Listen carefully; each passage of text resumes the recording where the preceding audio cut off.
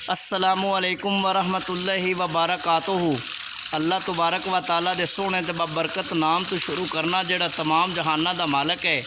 ते सोहणिओ ते सजणों ते बेलियो बोर हो गई पंप दी ते मिस्त्री साहब ने पंप चला दिता ते माशाअल्लाह जिहड़ा पानी है ना पंप ने बड़ा कढ़िया ते तुहानूं विखा दिन्ने आ। चेक करो जी, माशाअल्लाह मिस्त्री साहब ने ये बड़ा सोहना ते चंगा काम करते हैं। तो मिस्त्री साहब कदम तो काम करते हो जी 20-25 साल तो करन लगे हैं काम। अच्छा 20-25 साल हो गए इस काम नूं। हाँ जी। तो ये जी तुसी बोर कितनी करते हो? जी बोर 60 फुट जी कर छड़ने हैं जी। 60 फुट बोर करते हो तो कितनी देर बोर कर लेंदे हो? 3-4 घंटे बोर कर लेने हैं। 3-4 घंटे। तो समान की पाउंदे हो विच? समान की बंदे बड़ा पाउने हैं जी। कोई 35 फुट नाली जनाब बेली थल्ले ते 25 फुट उत्ते लो अपना लोडों होगी।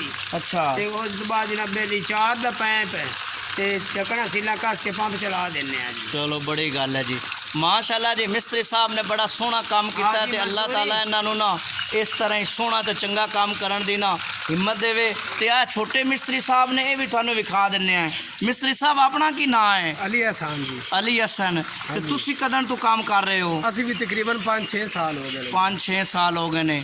ते तुसी भी ये बुजुर्गों तो इलावा कल्ले भी बोर कर लेंदे हो? हाँ जी सही हो गया।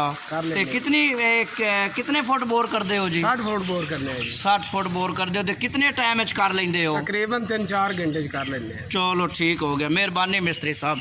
लो जी ये मिस्त्रियां ना पंप की बोर की है ते बोर बड़ी चंगी हो गई है। ते पानी ना पंप ने ना छंड के बाहर मारिया है। ते मिस्त्रियां बड़ा सोहना काम किया है ते इन्हों इनाम भी मिलना चाहिए है। इनाम इन्हों देना है पर इन्हें साढ़े ना जम्मू बड़े खादे ने, पता नहीं की वजह है। जम्मू खा खा के ना ते अखीर होए पे ने। रोटी पानी का हाली टाइम नहीं हो रहा जी, क्योंकि सुबह के तकरीबन ना 9 तो 10 या 11 बजे का टाइम है तो रोटी पानी का टाइम नहीं हो रहा। इस वास्ते रोटी इन्होंने नहीं दी तो इन्हें जम्मुआ इंज सट मारी है, इंज सट मारी है भी थानू मैं की दसा। तो हुण ना जी पंप जिहड़ा है ना मजीद ये असी चेंज कर रहे हैं। अगला खराब बना तो मगर हुण नवा ला रहे।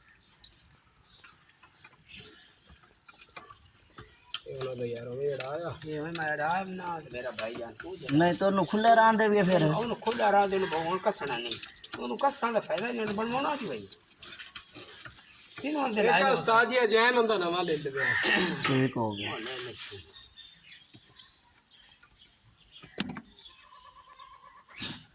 तो तुसी ये जैन सानू दिती जाओ खां। ये जैन पिया होया है, ये है बरीक